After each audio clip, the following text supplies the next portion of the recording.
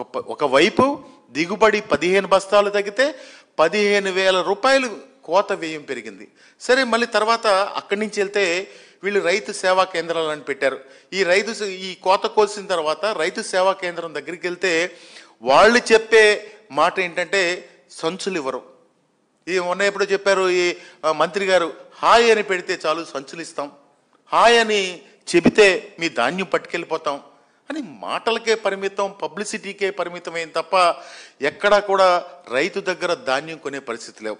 ఆ రైతు సేవా కేంద్రం దగ్గరికి వెళ్తే అక్కడికి ఏం చెప్తారంటే, మీరు పలానా రైస్ మిల్ దగ్గరికి వెళ్ళండి, లేదా పలానా వ్యాపారస్తుల దగ్గరికి వెళ్ళండి, పలానా వ్యాపారస్తుల దగ్గరికి వెళ్ళి మీరు ఆ ధాన్యం అమ్ముకోండి అని చెప్తారు.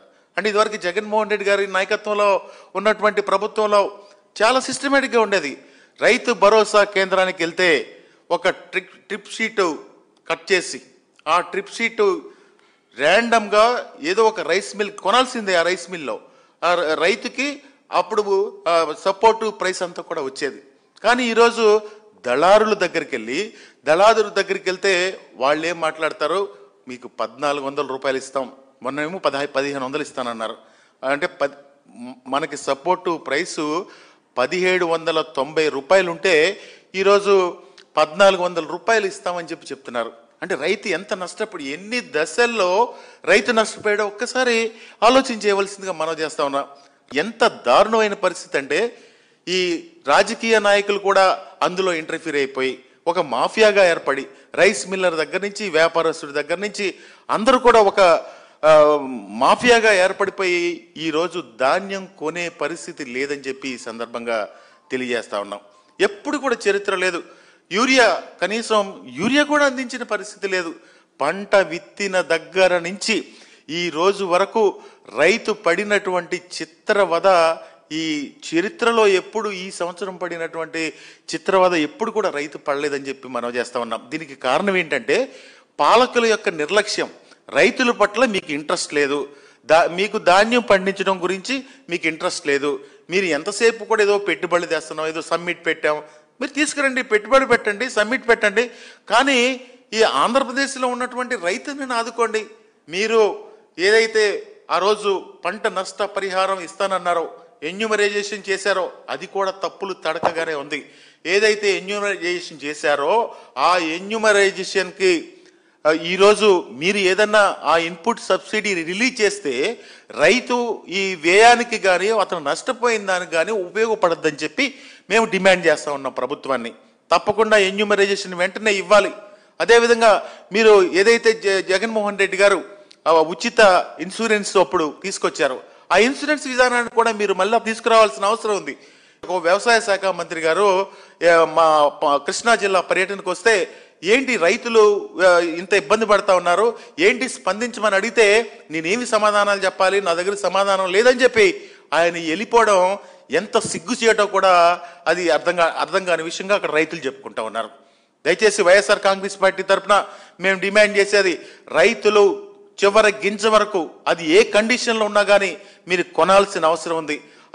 కానీ ఈరోజు రైతన్నని మీరు ఆదుకోకపోగా రైతన్నని ఇబ్బందులు పెట్టి నానా కష్టాలకు గురి చేసి అదేమనంటే కేసులు కూడా పెడతా ఉన్నారు. అదేవిధంగా లారీలు లేవు, సంచులు లేవు, హమాలీలు కూడా మీరు పంపించరు. ఇదివరకు హమాలీలకి కూడా డబ్బులు జగన్మోహన్ రెడ్డి గారు ప్రభుత్వం ఇచ్చేది. కానీ ఈరోజు ఒక క్లారిటీ లేదు. మీరు పలానా వ్యాపారస్తుడి దగ్గరికి వెళ్ళండి, పలానా రైస్ మిల్ దగ్గరికి వెళ్తారు, రైస్ మిల్లర్ దగ్గరికి వెళ్తారు. కానీ రైతుని ఈరోజు పరిస్థితి ఏంటంటే మీ ద్వారా ఈ రాష్ట్ర ప్రజలకి తెలియజేసేది 1,400 రూపాయలుకి ఇస్తారా, మేము తీసుకుంటాం. మళ్ళా పైగా ప్రతి 40 కేజీలకి 1 కేజీ తగ్గించమని కూడా అడుగుతా ఉన్నారు. మనమే కౌలు రైతుల్ని ఆదుకోవాల్సిన అవసరం ఉంది. మీరు ఎన్నికల ముందు చెప్పినటువంటి మాటలు ఈరోజు కౌలు రైతే ఆ వ్యయమంతా కూడా చెల్లిస్తూ ఉన్నాడు. దయచేసి ఈ ప్రభుత్వాన్ని కోరుతా ఉన్నాం, రైతుని కంట నీరు పెట్టించొద్దు చంద్రబాబు నాయుడు గారు. అది ఎప్పుడు కూడా ఈ రాష్ట్రానికి క్షేమకరం కాదని చెప్పి కూడా మీ ద్వారా తెలియజేసుకుంటూ ఆఖరిగా వైఎస్ఆర్ కాంగ్రెస్ పార్టీ తరఫున ప్రతి చివరి గింజ కూడా ప్రభుత్వం కొనుగోలు చేయకపోతే పెద్ద ఎత్తున మేము ఉద్యమం చేస్తామని చెప్పి కూడా ఈ సందర్భంగా మనం చేస్తా ఉన్నాం. ఈ కూటమి ప్రభుత్వం అధికారంలోకి వచ్చిన దగ్గర నుంచి రైతుకు కన్నీరే మిగులుస్తూ ఉన్నారు. ఏ రోజు కూడా రైతు గురించి, రైతు పడే కష్టం గురించి ఎక్కడ కూడా ఈ ప్రభుత్వ పెద్దలు ఎక్కడ కూడా ఆలోచించే పరిస్థితి కనిపించట్లేదు. ఎన్నికల ముందు ఏం చెప్పారు? రైతులందరినీ కూడా మేము ఆదుకుంటాం, మీకు రైతు భరోసా అంటే ఇప్పుడు రైతు భరోసా కింద ప్రతి సంవత్సరం 20,000 ఇస్తాం అని ప్రతి ఊరు తిరిగి జగన్మోహన్ రెడ్డి గారి ప్రభుత్వం మీద దుష్ప్రచారం చేసుకుంటూ ప్రతి ఊరు కూడా తిరిగి దుష్ప్రచారం చేసిన పరిస్థితులు ఆ కూటమి నాయకులు ద్వారా చూసాం. కానీ ఈరోజు అసలు రైతు గురించి పట్టించుకునే పరిస్థితి లేదు. ఈరోజు నిజంగా రైతు రోడ్డు మీద కూర్చుని కన్నీటి పర్యంతం అవుతా ఉన్నారు. కుటుంబాలు రోడ్డు మీద కూర్చుని కన్నీటి పర్యంతం అవుతా ఉన్నారు. వాళ్ళు ప్రభుత్వం నుంచి వాళ్ళకి సాయం చేయకపోగా ప్రభుత్వం నుంచి ఇంకా బ్లాక్మెయిల్ చేస్తూ మధ్యలో దళారులను ప్రోత్సహిస్తూ ఈరోజు ధాన్యం పండించిన రైతుల పరిస్థితి అగమ్య గోచరంగా ఉందని చెప్పి మీ ద్వారా తెలియజేస్తా ఉన్నాం. నిజంగా ఈ మధ్య తుఫాన్ వచ్చింది. తుఫాన్ వచ్చినప్పుడు ప్రభుత్వం యొక్క బాధ్యత ఏంటంటే వాళ్ళు ఎంత నష్టపోయారు, వాళ్ళు నష్టపోయిన దానికి పరిహారం ఇవ్వాలి, శాస్త్రీయంగా ఎన్యూమరైజేషన్ చేయాలి, వాళ్ళకి ప్రభుత్వం నుంచి ఎంత సాయం చేయగలుగుతామో ఒక భరోసా ఇవ్వాలి, రైతుని దగ్గరకు చేర్చుకోవాలి.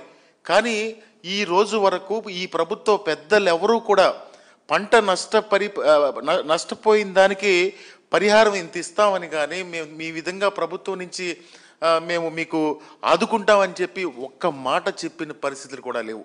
ఆ ఎఫెక్ట్ ఏ విధంగా పడతా ఉందంటే ఇప్పుడు కోతలు స్టార్ట్ అయ్యి దాదాపుగా 10 రోజులు కావస్తూ ఉంది. ఈ 10 రోజుల్లో దాదాపుగా ఒక 30% మొత్తం పంటలో 30% ఇప్పటికే కోతలు ఈ మిషన్ కోత ద్వారా కోసారు. అంటే ఇప్పుడు ఈ పరిస్థితి చూస్తే మీరు ఎన్యూమరైజేషన్ చేసిన దానికి ఇప్పుడు పంట దిగుబడికి ఎక్కడ కూడా పొంతన లేకుండా కనపడతా ఉంది. అంటే ఇదివరకు 40 బస్తాలు పండే ఎకరం 40 బస్తాలు పండే పొలం ఈరోజు 25 బస్తాలకు పడిపోయిందంటే ఆ తుఫాను రైతుని ఎంత బాధించిందో ఒకసారి మనందరం కూడా ఆలోచన చేయాలి. ఈ ప్రభుత్వం కూడా ఆలోచన చేయాలి. అంటే దాదాపుగా 15 బస్తాలు ఒక ఎకరానికి తేడా వచ్చిందంటే ఇంకా రైతు ఎందుకు పనికొస్తాడో ఒక్కసారి ఈ ప్రభుత్వం ఆలోచన చేయాల్సిందిగా మనం చేస్తా ఉన్నాం. అంటే చంద్రబాబు నాయుడు గారికి ఎప్పుడు కూడా వ్యవసాయం అంటే ఆయనకి ఇష్టం ఉండదు. ఎన్నికల ముందు చెప్పేది ఒక మాట, ఎన్నికలు అయిపోయిన తర్వాత వ్యవసాయం దండగా, ధాన్యం పండించుకోకూడదు అని ఏదో సింగపూరో బ్యాంకాకో లేకపోతే ఏదో చెప్తారు. కానీ ఈ ఆంధ్రప్రదేశ్లో రైతన్నని గురించి పట్టించుకునే పరిస్థితి చంద్రబాబు నాయుడు గారికి ఏ రోజు ఉండదు. ఈ రోజు కూడా అదే విధంగా ప్రవర్తిస్తూ ఉన్నారు. గత 3 రోజుల నుంచి మా నియోజకవర్గం, పామర నియోజకవర్గం తీసుకుంటే రైతులు రోడ్డు మీద ఇక్కడి నుంచి విజయవాడ నుంచి మచిలీపట్నం వెళ్తే రోడ్ల మీద ధాన్యం అంతా కూడా ఆరపోసుకుని కుటుంబాలు రోడ్డు మీద ఉంటా ఉన్నారు. అంటే కౌలు రైతులు మొన్న మీరు ఏదో పంట పెట్టుబడి కింద ఇచ్చారు, కౌలు రైతులు అసలు ప్రస్తావనే లేదు. ఈరోజు వ్యవసాయం చేసేది దాదాపుగా 60-70% కౌలు రైతులే వ్యవసాయం చేస్తూ ఉన్నారు. ఆంధ్రప్రదేశ్ రాష్ట్రంలో ఏడాదిన్నరగా ఈ కూటమి ప్రభుత్వంలో అత్యంత ఎక్కువగా నష్టపోయినటువంటి వాళ్ళు ఎవరైనా ఉన్నారు అంటే అది రైతన్న పండించినటువంటి పంటకు ఏ పంటకు కూడా గిట్టుబాటు ధర లేనటువంటి పరిస్థితి. వ్యవసాయం దండగా అన్నటువంటి వ్యక్తి ఆంధ్రప్రదేశ్ రాష్ట్రానికి ముఖ్యమంత్రిగా ఉన్నటువంటి 18 నెలల కాలంలో రైతు పండించినటువంటి పంట, ఆ పంటను కాపాడుకోవటానికి యూరియా దొరకదు, ఆ యూరియాని బ్లాక్ లో కొనాల్సినటువంటి పరిస్థితి. సరే, ఆ యూరియా బ్లాక్ లో కొని ఏదో ఒక విధంగా రైతు అప్పో సొప్పో చేసి ఆ పంటని పండిస్తే ఆరుగాలం పండించినటువంటి పంటకి అతివృష్టి ఏదైతే వానలు పడి ఏదైతే వానలో వర్షాలు ఈ విధంగా వరదల బీభత్సంతో పంట నష్టపోతే ఆ పంటకి నష్టపరిహారం ఇవ్వనటువంటి పరిస్థితి చూసాం ఈ 18 నెలలుగా. అదేవిధంగా ఆ పంట ఎంతో కొంత చేతికి వస్తే కనీసం ఆ పంటకి గిట్టుబాటు ధర కూడా కల్పించినటువంటి దుర్మార్గమైనటువంటి పరిస్థితులు ఈరోజు ఆంధ్రప్రదేశ్ రాష్ట్రంలో ఉన్నాయి.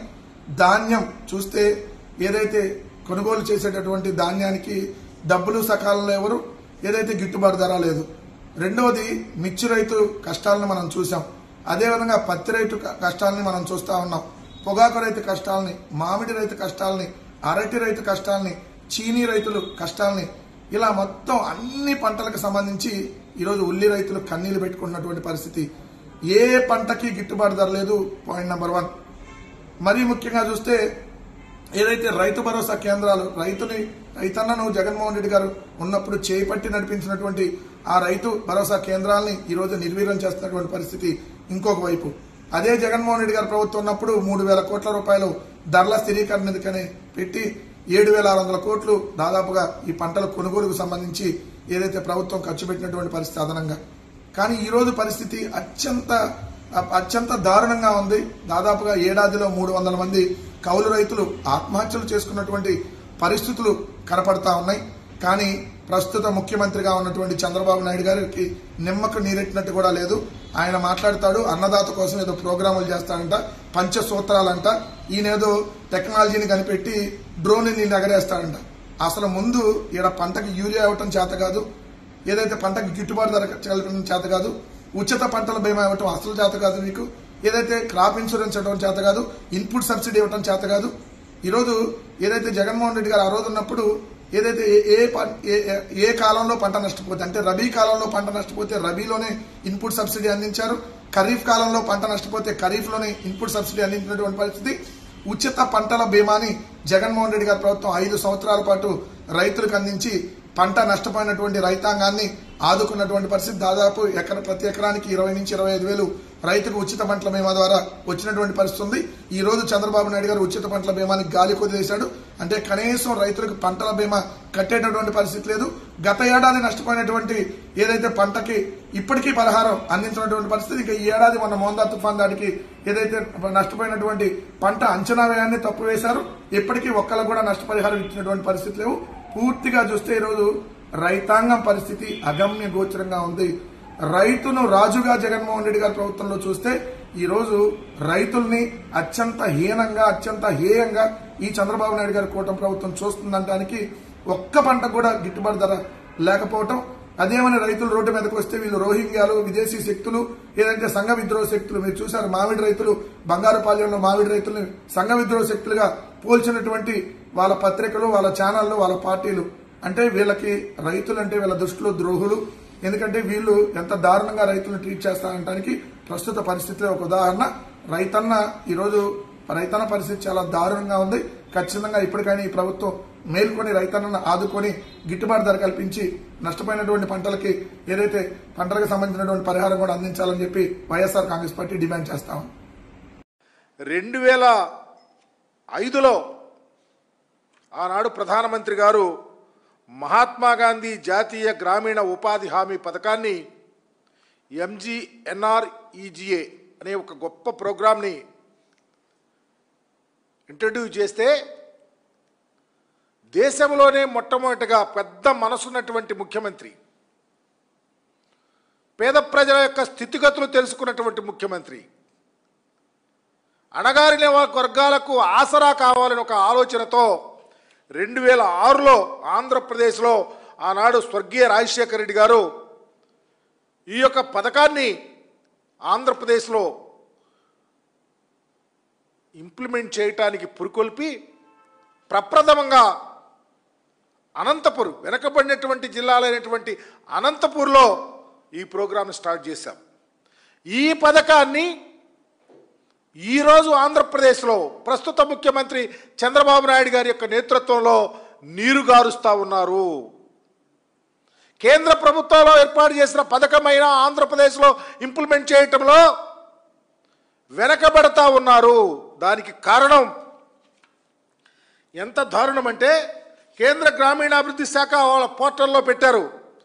భారతదేశంలో 22 లక్షల పైబడి జాబ్ కార్డులు తీసేస్తే ఒక్క ఆంధ్రప్రదేశ్లో 18,63,000 మంది జాబ్ కార్డులు తీశారంటే ఎవరి అసమర్థత అని అడుగుతా ఉన్నాం, ఎవరి చేతగారితనం అని అడుగుతా ఉన్నాం.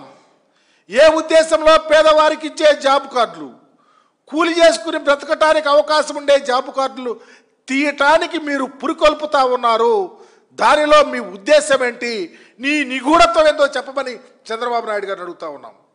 మీకు తెలీదా?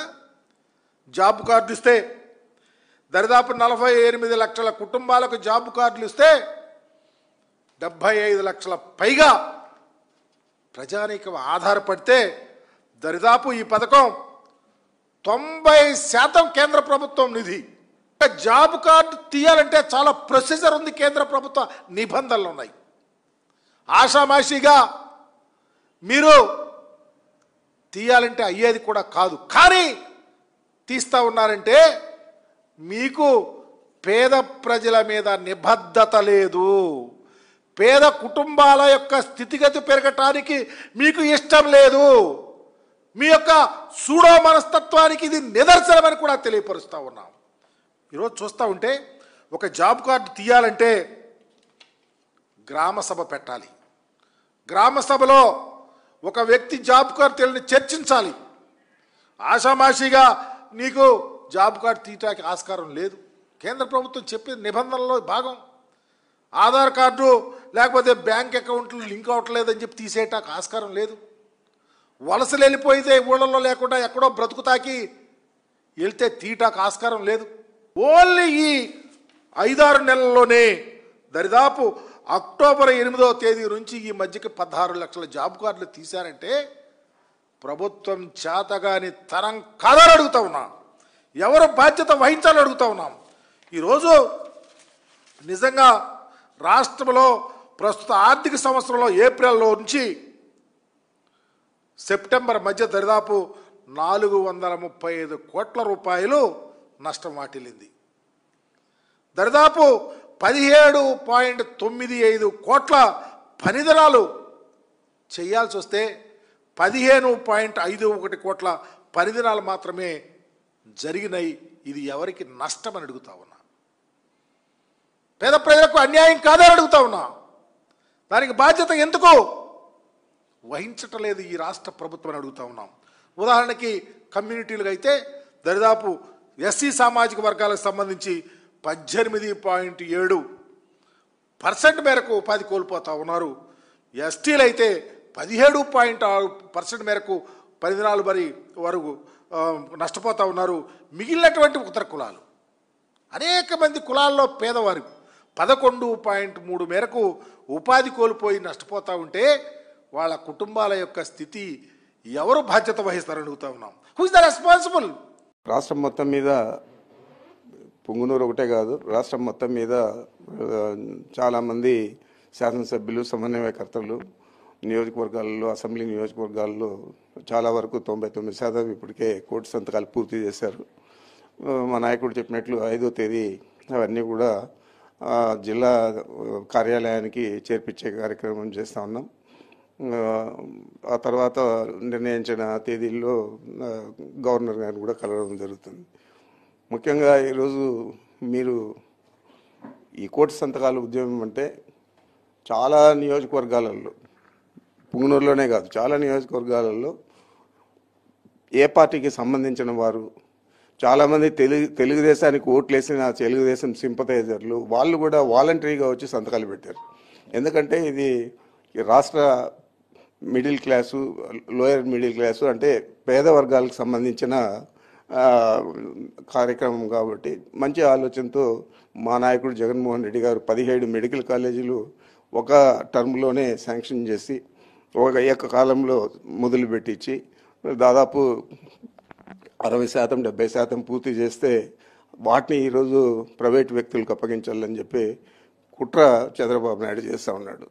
మరి దానికి ప్రతిఫలంగా ప్రజలందరూ కూడా ఈరోజు మా బిడ్డలు చదువుకుంటారు, కేవలం ఫీజు రియంబర్స్మెంట్తోనే చదువుకోవచ్చు, రూపాయి ఖర్చు లేకుండా డాక్టర్లు అవుతారు, దేశ విదేశాల్లో స్థిరపడతారని చెప్పి ఆలోచన ప్రతి ఒక్కరు కూడా చేస్తూ ఉన్నారు. కాబట్టి కోటి సంతాన ఉద్యమానికి చాలా అంటే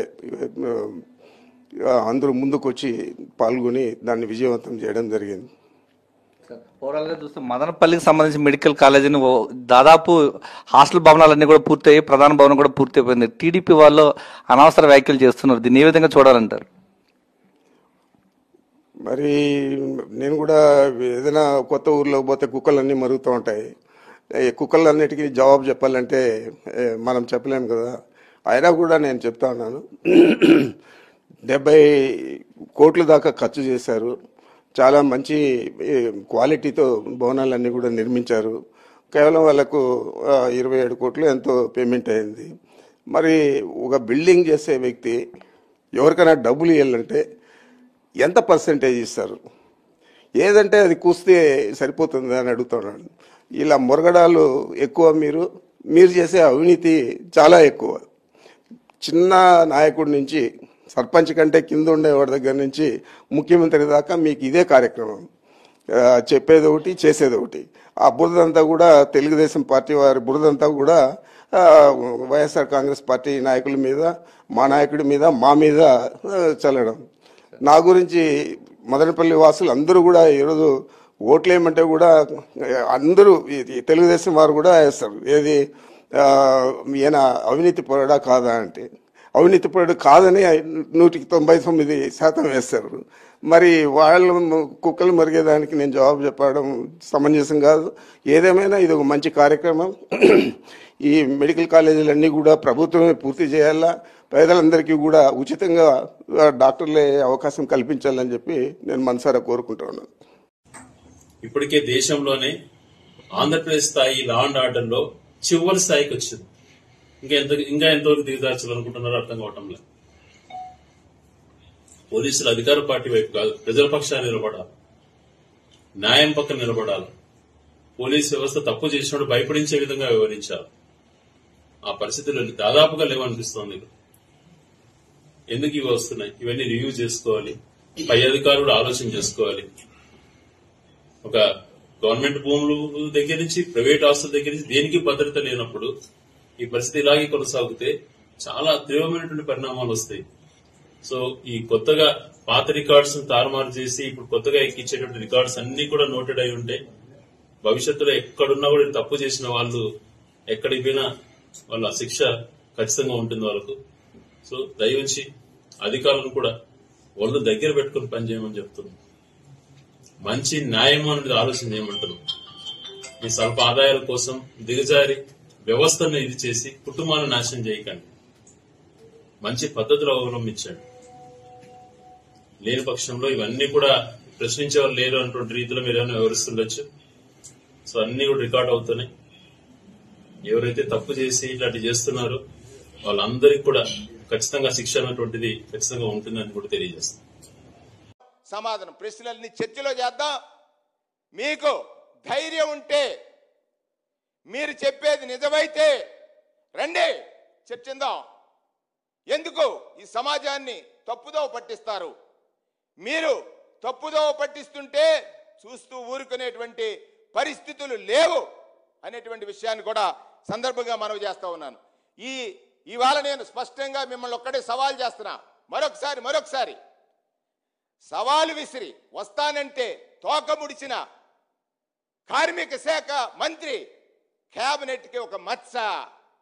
ఆలోచించండి చంద్రబాబు నాయుడు గారు, నీకు మంత్రి పదవి ఇచ్చిన లోకేష్ గారు, ఆలోచించండి మీ మంత్రి ఏం చేస్తున్నాడని. ఇందులో ఇంకో విషయం తీసుకుంటే ఇవాళ మీ పార్టీ పరిస్థితి ఎలా ఉంది? మీ పార్టీలో నాయకులు ఏం చెప్తున్నారు? మానవ సేవే మాధవ సేవ అన్నప్పుడు ఈ రాష్ట్రంలో ఇవాళ మీరు నడుపుతున్న ఎపిసోడ్లు ఏవైతే ఉన్నాయో ప్రతిపక్ష నాయకుడి మీద బురద జల్లడమే తప్ప నిజం మాట్లాడే సత్యమేవ జయతే, సత్యమే పరమో ధర్మ, సత్యమే మాట్లాడమన్నటువంటి సత్య సాయిబాబా సన్నిధిలో మీరు మాట్లాడేటువంటి మాటల్లో సత్యం ఎంత ఉంది? చంద్రబాబు నాయుడు గారు ఆలోచించండి. అంటే ప్రతిపక్షాలు చెప్తాయి కానీ స్వపక్షం చెప్తుంది నీకు ఇవాళ నీ పాలన బాగోలేదని. హైదరాబాద్లో సెట్టిబల్జీలు తలెత్తుకు తిరిగేవారు. నిన్న నేను హైదరాబాద్ వెళ్ళాను. అక్కడ సెట్టిబల్జీలు భయంలోకి వెళ్ళారు. నువ్వేమన్నావు?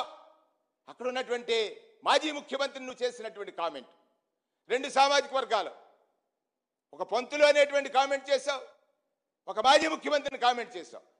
ఏ విధంగా ట్రోల్ అవుతుందో చూడు. ఆ రాష్ట్రంలో సెట్టిబల్జీలు ఇక్కడి నుంచి వెళ్ళి జీవనోపాధి కోసం ఉన్నవారు మేము సెట్టిబల్జీలు అని చెప్పుకోవడానికి భయపడే స్థితికి తీసుకొచ్చావు. నువ్వా ద్రోహం చేసింది? నువ్వు కదా ద్రోహం చేయటం అంటే ఇది కదా, ద్రోహం చేయటం అంటే ఇది కదా, వాళ్ళకి ఇబ్బంది కలిగించడం అంటే. జగన్మోహన్ రెడ్డి గారి మీద చూపించినటువంటి అభిమానం, పెళ్ళుపికినటువంటి ప్రేమ మొన్న 20వ తేదీ హైదరాబాద్కు వచ్చిన రోజు కడుపు మండినటువంటి తెలుగుదేశం పార్టీ, తన దహించుకోపోయినటువంటి తెలుగుదేశం పార్టీ వారి పచ్చ మీడియా, వారి సోషల్ మీడియా ప్రవర్తించినటువంటి తీరు చాలా చాలా జిగుప్సాపుగా ఉంది. అది ఏ స్థాయికి దిగజారిపోయారంటే కడుపు మంట.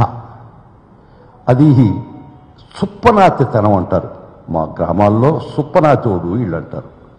అంతకన్నా నీచంగా దిగజారిపోయిన పరిస్థితిలో ఒక న్యాయ వ్యవస్థను కూడా అవమానించి, న్యాయ వ్యవస్థలు ఎట్ట పనిచేయాలని నిర్దేశించే పరిస్థితికి తెలుగుదేశం మీడియా దిగజారిపోయిందంటే ఈ ప్రజాస్వామ్యం ఏమైపోవాలా? మా పార్టీ అధ్యక్షుడు మాజీ ముఖ్యమంత్రి జగన్మోహన్ రెడ్డి గారి మీద ఉన్నటువంటి ప్రజలకి అపారమైనటువంటి గుండెల్లో దాచుకున్నటువంటి ప్రేమ ప్రస్తుత కంటెంపరీ రాజకీయ నాయకులకి ఎవ్వరికీ అంత అదృష్టం దక్కలేనటువంటి సత్యం. దీన్ని వక్రీకరించుకోలేక, జీర్ణించుకోలేక వాళ్ళు రాసే పిచ్చి రాతలు, కూసే పిచ్చి కోతలు. ఆంధ్రజ్యోతి, కొత్త పలుకు, ఆర్కే, దానిపైన ఆంధ్రజ్యోతి కింద తమసోమ జ్యోతిర్గమయి. ఆయనకు అర్థం తెలిసి పెట్టుకున్నాడా, అర్థం తెలియక పెట్టుకున్నాడా? చీకటి నుంచి వెలుగులోకి తీసుకుపో, అజ్ఞానం నుంచి జ్ఞానవంతుని చేయి, అన్ట్రూత్ అబద్ధాల నుంచి నిజం వరకు నెట్టునన్ను అనేది శ్లోకం యొక్క అర్థం. తమసోమ జ్యోతిర్గమయి. నువ్వు చేసే పని ఏంది? From truth to untruth, from wisdom to ignorance, from light to darkness. నీ యొక్క పాఠకులని నువ్వు ఈ 3 ప్రక్రియలతో మాయ చేస్తున్నావా లేదా? అందుకని బృహదారణ్యక ఉపనిషత్తులో చెప్పబడినటువంటి ఆ శ్లోకాన్ని తీసేయి. ఎందుకంటే నువ్వు చేసే దానికి ఎగ్జాక్ట్గా ఆపోజిట్. లేదా నీ పిచ్చి రాతలు మానుకో. రెండిట్లో ఒక పని చేయమని నీకు చెప్తుందా, ఏదో ఒకటి చెయ్యి. జగన్మోహన్ రెడ్డి గారు ఇక్కడ బేగంపేట ఎయిర్పోర్ట్లో దిగిన తర్వాత కొన్ని వేల మంది అనుసరించింది మీరు అందరూ చూసినట్టున్నారు. దానికి ఈయన ఆర్కే రాస్తాడు తన కొత్త పలుకులతో, ఇది ఆంధ్ర ప్రాంతం నుంచి తోలిన జనం. కొన్ని వేల మందిని తోలాలంటే ఇన్సూరెన్స్గా వేలు ఎన్ని వందల బస్సులు కావాలమ్మా? ఎక్కడి నుంచి తోలారు? నువ్వు ఈ మాట రాసే ముందు ఆ సోర్స్ కూడా రాయి. వారు కోర్టులో ఒదిగి ఉండాలా, బాక్స్లో నిలబడాలా ఆయన అని రాశావు. జగన్మోహన్ రెడ్డి ఏం యారోగెంట్గా లేడే కోర్టులో? ఏం అట్టేం లేడే? ఆర్కే మర్చిపోయినట్టున్నావు, పాత రోజులు సినిమా చూసినట్టున్నావు నువ్వు. ముత్తాయిలు బాక్సులకు ఎన్క్లోజర్సు, సాక్షికి ఒక బాక్సు, అది సినిమాలో మాత్రమే మిగిలి ఉంది. ఇప్పుడు ఎన్క్లోజర్స్ లేవమ్మా ఆర్కే. అప్డేట్గా చెత్త పాత నాలెడ్జ్తో మాట్లాడబాకు. ఈ కోర్టుకు హాజరైన కార్యక్రమం ఏంది? జడ్జి గారికి పర్సనల్గా అప్పేర్ కావడానికి. ఒకవేళ ముద్దాయిలు నిర్దేశించిన ప్రదేశంలో ఎప్పుడు నిలబడాలా? ట్రయల్ జరిగేటప్పుడు, విచారణ జరిగేటప్పుడు. కానీ ఇక్కడ జరిగింది ఏంది? ఆ గౌరవ న్యాయమూర్తి దగ్గర తన యొక్క ఫిజికల్ ప్రెసెన్స్ చూపించాలంటే బాక్స్లో కాదు కదా, న్యాయమూర్తి దగ్గరికి రావాలి కదా, న్యాయమూర్తి చూడాలి కదా, న్యాయమూర్తి వేస్తే ప్రశ్నకి జవాబు చెప్పాలి కదా. ముద్దాయి చేంబర్ ఎక్కడుందమ్మా? చూసావా కోర్టుకి? చూడలే నువ్వు. అంటే నీకు అవకాశం అది దొరకలా. నీకుండే పలుకుబడితో ఎన్ని చీకటి పనులు చేసినా మనం ఆ పరిస్థితిని నెట్టబట్టడంలా. మీరు జగన్మోహన్ రెడ్డి గారి వీడియో తీసి ఏం ప్రచారం చేయించారు మీ సోషల్ మీడియాతో? పులివెందల పిల్లి మియాం కోర్టు వారి పర్మిషన్ లేకుండా ఒక వీడియో తీసి ఎక్కడేసిందమ్మా మియాం అని మీరు విన్నారా? చూసారా? ఒక పక్క ఇది రాస్తారు, ఒక పక్క ఆరోగెన్స్తో నిలబడి ఉన్నాడు కోర్టులో. కోర్టు వారికి తగిన గౌరవం ఇవ్వలేదు. నువ్వయా చెప్పేది, నువ్వా మాట చెప్పేది? ఎక్కడైనా ఆ విధమైన ప్రవర్తన ఉంటే జడ్జి గారు దాన్ని అప్పుడే పాయింట్అవుట్ చేస్తాడు. నీ కళ్ళకు అవ్వకూడదా? ఈ వీడియో కోర్టు వారి పర్మిషన్ లేకుండా మీరు వీడియోలు తీసి సోషల్ మీడియాలో పెట్టి మా జగన్మోహన్ రెడ్డి గారి గౌరవ మర్యాదలకు మీరు చాలా భంగం కలిగించారు. మేము లీగల్గా యాక్షన్ తీసుకుంటున్నాం. ఒక పక్క ఆ విధంగా రాస్తాడు, ఒక పక్క జగన్మోహన్ రెడ్డి గారు నిలబడ్డ తీరు ఆరోగెన్స్ ఉందని నువ్వే రాస్తావు. ఏది నిజం అక్కే? అందుకని ఫ్రమ్ అన్ట్రూత్ టు ట్రూత్ తీసుకోగాని ఫ్రమ్ ట్రూత్ టు అన్ట్రూత్ తీసుకుపోక, అందుకని తపసోమా జ్యోతిర్గమయ్య అని ఒక శ్లోకాన్ని వాళ్ళకి ఎలా మేలు చేయాలి అన్నటువంటి ఆలోచన చేయకుండా మేము మొత్తం రైతాంగాన్ని ఉద్ధరించేశాము, మీరు ఇంటింటికి వెళ్ళండి అని చెప్పి గౌరవ ముఖ్యమంత్రి గారు మాట్లాడుతున్నారు. బట్ ఆలోచన చేయమంటున్నారు చంద్రబాబు నాయుడు గారు. ప్రభుత్వం ఏర్పడి 18 నెలలైంది. ఖరీఫ్ దాదాపుగా ఈ 18 నెలల్లో 2 సీజన్ల ఖరీఫ్ దాదాపుగా ఆల్మోస్ట్ చాలా తక్కువ, ఎంత తగ్గిపోయింది అన్నటువంటిది గణాంకాలతో సహా చాలా సార్లు కూడా చెప్పాం. అన్నమయ్య జిల్లాలో అయితే ఖరీఫ్ 10 నుంచి 15% కూడా పంట వేసుకునేటువంటి పరిస్థితి. రైతులు సాగు చేయలేదు. 10 నుంచి 15% రెగ్యులర్ గా జరిగేటువంటి దాంట్లో 15% కూడా వ్యవసాయ పనులు జరగలేదు. అదే రకంగా పండ్ల తోటల పరిస్థితి అయితే ఇంకా ఘోరం. మామిడి రైతు చాలా దారుణంగా ఇబ్బందులు పడ్డారు. టమాటా రైతులు దాదాపు 18 నెలల నుంచి ఏ 10 రోజుల్లో ధర ఉన్నది కానీ దానికి ధర లేదు. ఏ పంటకు కూడా గిట్టుబాటు ధర లేదు. ఇది గతంలో ప్రతిదానికి కూడా ఎంఎస్పీ కేటాయించి రైతులకు తోడుగా ఉన్నటువంటి పరిస్థితి ఉంది. ఇప్పుడు ఏం ఇచ్చేది కిసాన్ కాకుండా రాష్ట్ర ప్రభుత్వం నుంచి 20,000 ప్రతి రైతుకు ఇస్తాను అన్నాడు. మరి అది ఒకటేసారి ఇస్తానన్నాడు. అది కూడా మాట తప్పి మొదటి సంవత్సరం ₹1 రైతులకు ఇవ్వలేదు. రెండో సంవత్సరం ఈ ప్రభుత్వం నుంచి 10,000 రూపాయలు మాత్రమే ఇచ్చాడు. 30,000 ప్రతి రైతుకు బాకీ పడ్డాడు రైతు భరోసా కింద. అది ఒక పక్కనైతే విత్తన సేకరణ అటువంటిది దాదాపు లేదు. తర్వాత విత్తన పంపిణీ కార్యక్రమాలు అయితే ఎక్కడ కూడా సబ్సిడీలో సరైనటువంటి రైతులకు అందించిన ప్రక్రియ లేదు. ఎరువులు చాలా ఘోరమైనటువంటి పరిస్థితి. ఈరోజు ఈ అన్నమయ్య జిల్లాలో 10 నుంచి 15% పంట ఖరీఫ్ పంట వేసుకోగలిగారంటే ఆ రైతుల పరిస్థితి ఎలా ఉంటుంది? ఈ వ్యవసాయం పైన ఆధారపడిన కుటుంబాలను ఏ రకంగా ఆదుకోవాలన్నటువంటిది ఏ రోజన్నా మాట్లాడా? మరి కరువు మండలం ప్రకటించారు. ఆ మండలంలో ఇన్పుట్ సబ్సిడీ గురించి ఏమైనా ఆలోచన చేసావా? ఎందుకు నువ్వు ఇంతవరకు 1 ఎకరా కూడా ఇన్పుట్ సబ్సిడీ లేకపోయినావు? రైతులకు గత ప్రభుత్వమే ఇన్సూరెన్స్ పే చేసేది, అది తీసేసావు. ఇప్పుడు తుఫాన్లు 2-3 వచ్చిన తర్వాత ఎక్కడన్నా ₹1 అందించావు రైతులకి? ఏది కూడా చేయకుండా కేవలం గాలి కబుర్ల మాటలు చెప్పుకుంటా పోవడమే ఈయన విధానం అయిపోయింది. అరటి రైతు దుర్భరం అయిపోయాడు. ఈరోజు మా మాజీ ముఖ్యమంత్రి గారు కూడా పులివెందుల అరటి రైతులను కూడా పరిశీలన చేయడానికి తను కూడా రేపు పులివెందులు చేరుకొని ఆ రైతుకు ధైర్యం కల్పించడానికి వెళ్తున్నారు.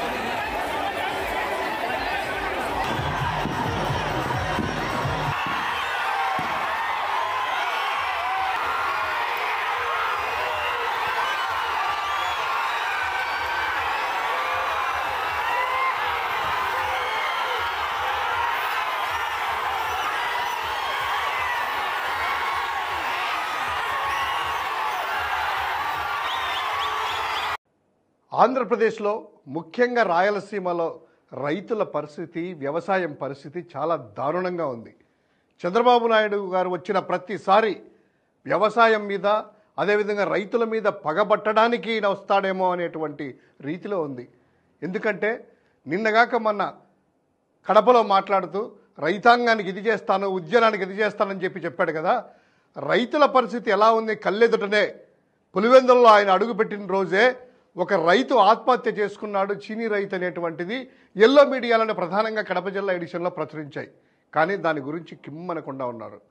రైతుల పరిస్థితి చూస్తే ఒక ఉదాహరణకి అరటి రాయలసీమలో ముఖ్యమైనటువంటి ప్రాంతాల్లో కడప, అనంతపురము, సత్యసాయి జిల్లాలలో, కర్నూలులో కొంత ప్రాంతం, నంద్యాల జిల్లాల్లో అరటి సాగు విస్తీర్ణంగా సాగు చేస్తూ ఉన్నారు.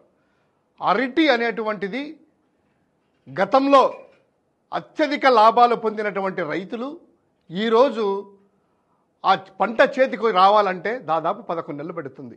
ఒక ఎకరాకి 1,00,000 రూపాయలు ఖర్చు పెడితే కానీ రైతుకి పంట చేతికి రాదు.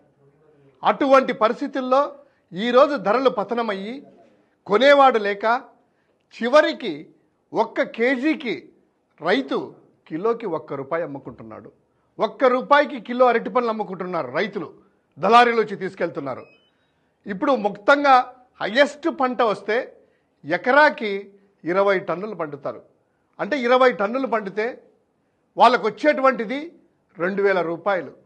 200 రూపాయలు కూలీలకు పోతే కేజీకి మొత్తం అంతా అమ్మేసిన తర్వాత వాళ్ళకు మిగిలేది రైతుకి ఎకరాకి 1,800 రూపాయలు. ఊహించుకోగలమా? ఇటువంటి పరిస్థితుల్లో రైతు దిక్కు దోచక ఏం చేయాలో అర్థం కాక ఆ అరటిని అంతా కూడా దున్నుకుంటూ అరటిని ఆ గేదెలకు, అదేవిధంగా గొర్రెలకి వేసేసి ఆహారంగా మిగులుతున్నాయి. కనీసం ప్రభుత్వము పట్టించుకోకపోగా రైతాంగం బాగుంది అని చెప్పి ఎగతాళి చేస్తూ ఉన్నారు. ప్రతి రైతుకి 20,000 రూపాయలు ఇస్తా అని అన్నదాత సుఖీభవ అని చెప్పి వాగ్దానం చేసి మొదటి సంవత్సరం పూర్తిగా ఎగరగొట్టి, 2వ సంవత్సరము కేంద్ర ప్రభుత్వం దానితో లింకు పెడుతూ, అదేవిధంగా వాళ్ళకి చెప్పినటువంటి 2014 రుణమాఫీ ఏ విధంగా ఎగరగొట్టాడో రైతులకి, అదేవిధంగా ఇప్పుడు అన్ని క్రాప్ ఇన్సూరెన్స్ చేయక ఆ రైతులు అల్లాడిపోతున్నారు.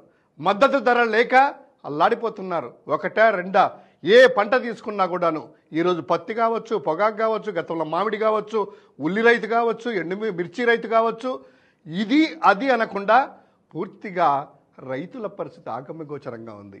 ఇంకో పక్క ఎరువులు చూద్దామా? కనీసం అంటే ఎరువులు రైతులకు కావాల్సినటువంటిది ఎంత ధరైనా పెట్టుకుంటామో, అప్పు చేసో పుస్తల తాడు అమ్ముకొని అనేటువంటి పరిస్థితుల్లో రైతు ఉంటే ఆ యొక్క ఎరువులు కూడాను దొరకక బ్లాక్ మార్కెట్లో అమ్మే పరిస్థితి మనము గత 2 నెలల నుంచి చూస్తున్నాం. యూరియా కావాలంటే రైతులని ఆ రోడ్ల మీద క్యూలలో పెట్టేటువంటిది. సో ఇంత ఘోరంగా ఉన్నటువంటి ఈ రైతాంగాన్ని ఆదుకోవడానికి చంద్రబాబుకు మనసు రాలేదు. కానీ ఎకరాకి 50 రూపాయలకి, 50 లక్షలకి, 100 రూపాయలకి, 99 పైసలకి భూములు ఇవ్వడానికి మాత్రము ముందుకు వస్తూ ఉన్నారు. ఇది ఈరోజు రైతాంగం యొక్క పరిస్థితి. నిజంగా రైతులకి ఆదుకోవాలని వైఎస్ఆర్ కాంగ్రెస్ పార్టీ అనేక ధర్నాలు జగన్మోహన్ రెడ్డి గారి దగ్గర నుంచి కార్యకర్త వరకు పోరాడుతూనే ఉన్నారు. రైతు బాగుంటేనే రాష్ట్రం బాగుంటుంది, అన్నదాత బాగుండాలి, అన్నదాత కళలో ఆనందం చూడాలనేటువంటిది నాడు రాజశేఖర రెడ్డి గారు, నేడు జగన్మోహన్ రెడ్డి గారు చెప్పినటువంటి తూచా తప్పకుండా గతంలో వైఎస్ జగన్ గారు మంచి చేశారు. ఈ చంద్రబాబు వచ్చిన తర్వాత అధిక వర్షపాతమా లేదా అల్ప వర్షపాతమా జరుగుతూ రైతులకు అన్యాయం జరుగుతూ ఉంది.